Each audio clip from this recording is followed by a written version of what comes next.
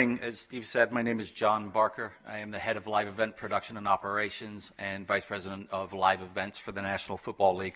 Thank you for allowing us this time this morning to come and update you once again on the plans for the 2020 draft in Las Vegas, Nevada. Before we do so, I want to step back in time a little bit, go 10 months back to Nashville, Tennessee.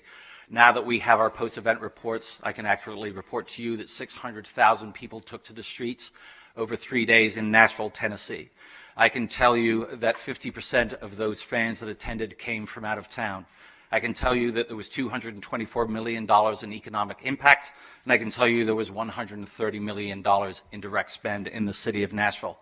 I can also tell you 47.5 million people watched from home over 3 days, and I can tell you that the broadcast was seen in 115 countries. We're very proud of the draft in Nashville, but as my boss Roger Goodell says to me the next day after, so what's next? How are we going to make it bigger, and how are we going to make it better? I can't think of a better town or a better city to bring the draft to than Las Vegas. Las Vegas understands the importance of special events, you understand how to host special events, and you understand how to produce special events. This is a city that understands that, and that's why we're excited to be here. As we think about designing this event for Las Vegas, we not only think about the thousands and thousands of people that will come here, we also think about the people who live here, the people who work here, and the people that call Las Vegas home. The way we think about draft is not the NFL is dropping the draft in Las Vegas, Nevada. We think about this being Las Vegas's draft.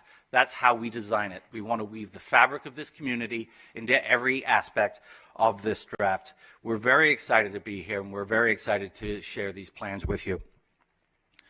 I know the focus of today will be the road closures. To be able to give you context for that, I want to walk you through a couple of things. For the past 14 months, we have been working together with you very closely with the LVCVA, Caesars, MGM, Metro, Fire Rescue, Department of Public Works, and of course the Raiders. As we develop these plans, and with help from the LVCVA, we have worked with dozens and dozens of members of the business community, the resort corridor, and local unions. For the next 3 months, we will refine those plans. We will dig into communications, parking and traffic, food, beverage, entertainment, and programming. The work doesn't stop today, it actually begins today. Our focus will be on the smaller and refined details of this event. I want to stop here just for a second and just touch on this slide. You can start to see here now the creative of this event. Our style guide is being released very shortly.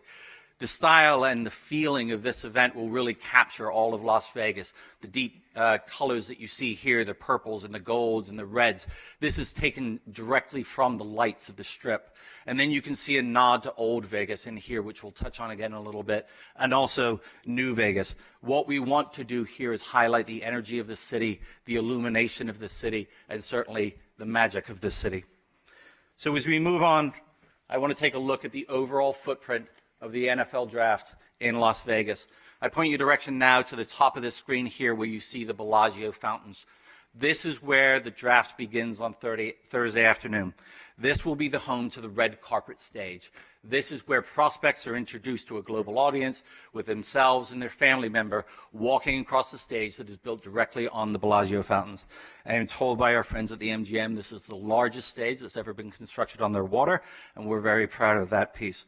This will be what a global audience sees when they turn on their television and they look at the NFL draft in Las Vegas. This is the first image that they will see. From here, I point your direction to the two yellow lines that come down Flamingo and down Link. The Flamingo is very important to us. This is the artery of the draft. This is what connects the Strip to where our experience and our draft main theater will be. This will also be our processional. As the players exit from the red carpet, we will put into open-air cars, and they would proceed down Flamingo to the draft's main theater. This gives the fans of the draft and football fans everywhere up close and personal look as all of those prospects make their way. This is also the front door of our draft. We will build a structure that will span across Flamingo at the boulevard and be the welcoming and open door. It's what connects the Strip to where experience and the theater will be. As I now point your direction down to the lower, this is the Caesar Forum area where the new Forum Convention Center is being built and the adjacent parking lots. This will be the epicenter of two very important things to us. First is the NFL experience.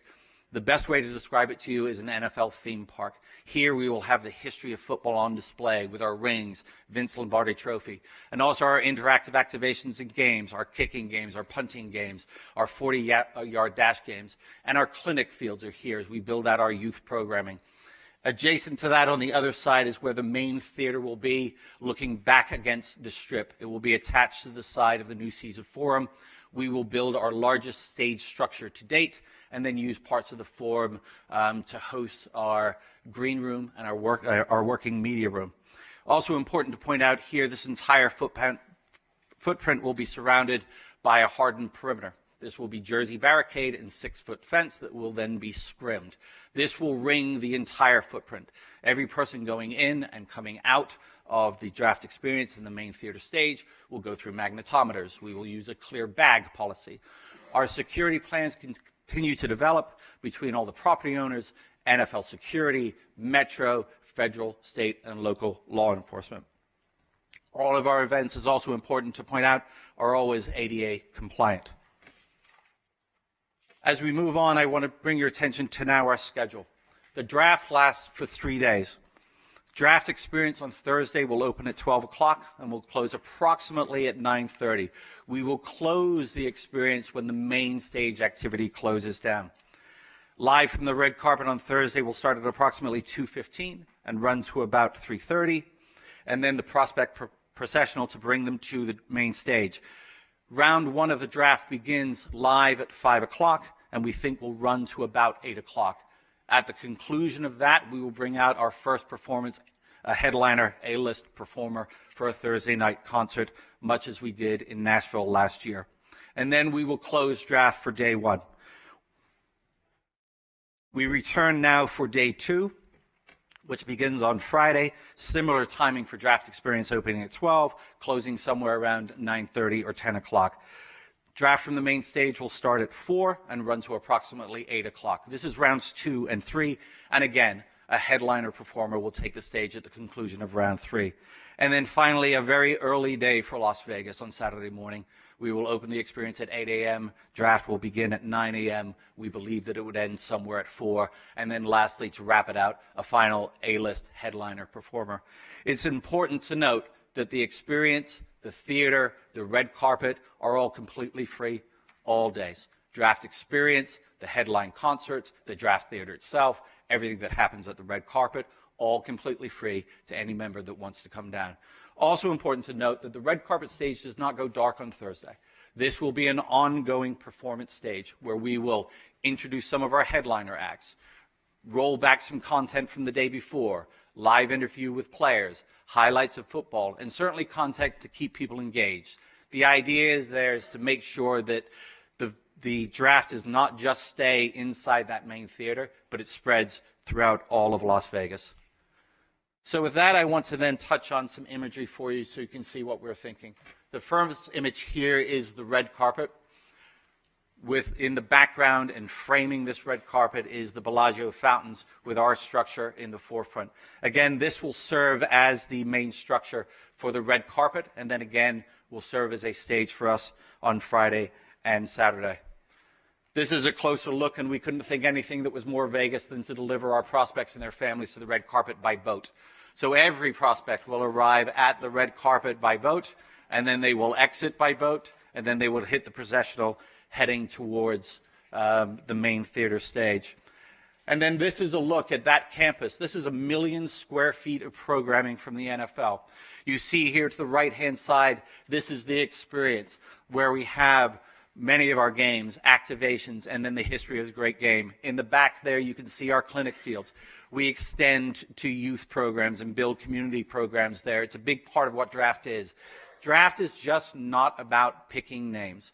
Draft is about NFL Green, which is material recovery, community programs. This is our social team and our community team with legacy programs. This is youth programs and youth football taking place all 3 days of the draft. So you see the experience there, and then on the other side you see our main theater stage. You see that shell that covers it.